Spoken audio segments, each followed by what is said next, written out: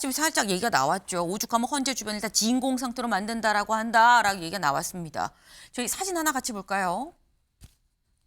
안국역에 이런 공고가 지금 붙었습니다. 안국역 임시 휴업 폐쇄 공고예요. 안국역 폐쇄합니다라는 얘기인 거죠. 언제? 폐쇄 기간, 대통령 탄핵 심판, 선고일에 폐쇄하겠다. 시간은 영업 개시 후 상황 안정 시까지 언제까지인지도 정해지지 않았습니다. 네. 그래서 이 3호선 안국역, 종로 210로 요 전체를 다 폐쇄하겠다라는 거예요. 이유, 시민재난 안전 관리를 위해서 폐쇄한다라는 거죠. 네.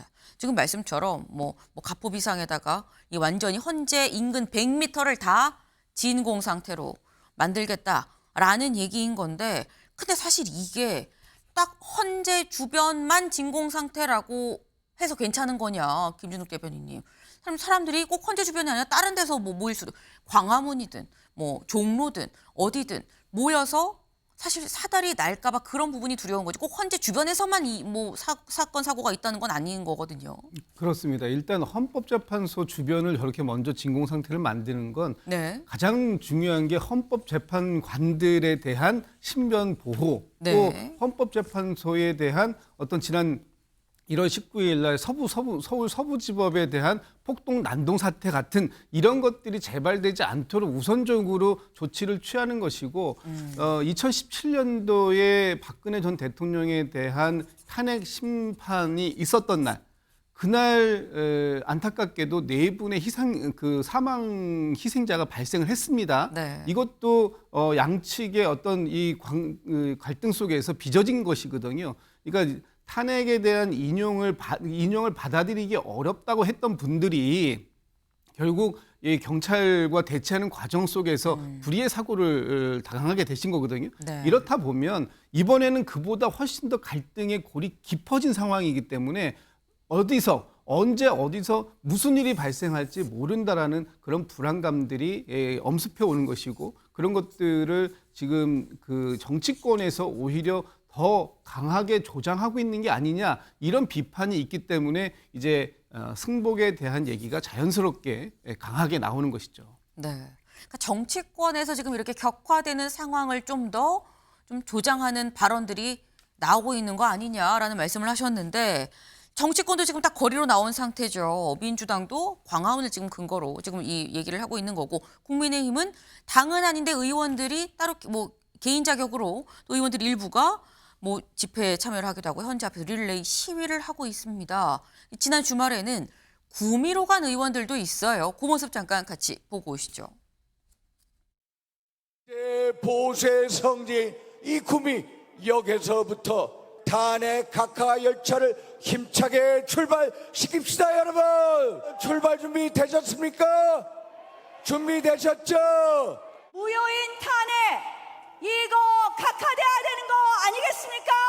그것이 대한민국의 자유민주주의를 지켜내는 길입니다. 역사의 길이 남을 사기 탄핵입니다. 그런데도 헌재는 내란머리만 믿고 날뛰다가 황소 발에 밟혀 죽는 깨구락질 신사가 되었습니다. 네, 지금 윤상현 의원, 나경원 의원, 장동혁 의원의 지금 발언을 같이 들어보셨습니다. 구미에서 있었던 이 집회 시위였었어요. 지금 각하돼야 한다, 원천 무효다라고 지금 얘기를 하고 있는데, 여기 볼까요? 국민의힘 헌재 앞 24시간 릴레이 시위, TK에서 반탄 불을 지폈다라는 건데, 사실 이게 이창근 의원들 발언도 상당히 좀 세다라고 느끼는 게, 헌재가 황소 발에 밟힌 깨구락지 신사가 됐다, 이런 얘기도 지금 나왔거든요. 어떻게 들으셨습니까? 굉장히 과격하고 부적절한 발언이라고 저는 생각합니다. 국회의원이라면 헌법기관이고 하나의 개인이지만 그래도 정말 공인입니다. 그렇다고 본인의 발언이 미치는 파급 효과를 생각해야 됩니다. 그 파급 효과는 아마 무한대에 가깝습니다. 더군다나 지금같이 국민이 양극단으로 갈려져 있고 이렇게 심각한 상황에서 발언 하나하나가 신중하지 못하다면 그 발언이 얼마나 더 남용이 돼서 활용이 되겠습니까? 저렇게 발언을 하고 싶으면 왜 각하가 돼야 되는지, 그러한 헌재의 절차적 정당성에 대해서 제대로 짚는 게 이성적이죠. 하지만 지금 국회의원들의 발언을 보면 이성적이 아니라 감성에 호소하고 있습니다. 물론 비상계엄에 대해서는 잘했다고 우리 당이 공식적으로 얘기했습니다. 잘한 게 아니다고. 그래서 그러한 부분을 인정한다면 나머지 탄핵과 그리고 계엄에 대한 내란에 이어지는 네. 부분에 대해서는 법원의 판단과 헌재 판결을 맡겨야 된다고 했습니다. 그런데 절차적 정당성에 대한 부분은 문제 제기를 해왔단 말이죠. 각하라는 건 절차적 정당성에 관련된 부분이거든요. 그렇다면 국회의원이 되면은 저 정도 사람이라면은 각하가 왜 돼야 되는지, 현재의 문제점이 뭔지를 오히려 조목조목 반박했다면은 더 박수를 받았을 거예요. 그리고 아마 우리가 이러한 방송을 통해서도 국회의원의 개개인의 자유지만 네. 국민적 갈등을 부추기겠다고 얘기 안 할 겁니다. 하지만 그러한 절차적 정당성에 대한 구체적이고 객관적인 그런 설명 없이 저렇게 헌재에 대해서 한다면 이제 대한민국 국민이 누가 과연 본인이 사법 판단을 받을 때 국회의원도 저렇게 얘기했는데 내라고 왜 얘기 못할까? 이런 상황이 오지 않겠습니까?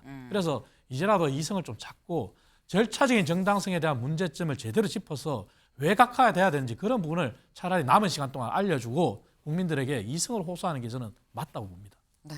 정치권에서도 감정적으로 얘기하지 말고 이성적으로 만약에 이게 각하가 돼야 되고 이 인용이 돼선 안 되는 기각이 돼야 된다고 한다면 그 이유를 설명하면 모르겠지만 뭐 개고락지 뭐 발표해주고 이런 얘기를 지금 하니 감성적으로 호소하는 게 과연 어떤 도움이 되겠느냐라는 말씀을 또 하셨습니다.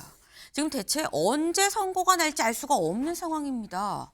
지금 계속해서 언제 나는 거야, 언제 나는 거야 다들 이 얘기만 하고 있죠. 근데 언제가 날진 모르지만 언제가 날지 기약이 없는 상황인 만큼 그래서 더 이 단어가 새롭게 떠오르고 있다라는 거죠. 다음 키워드 보실까요?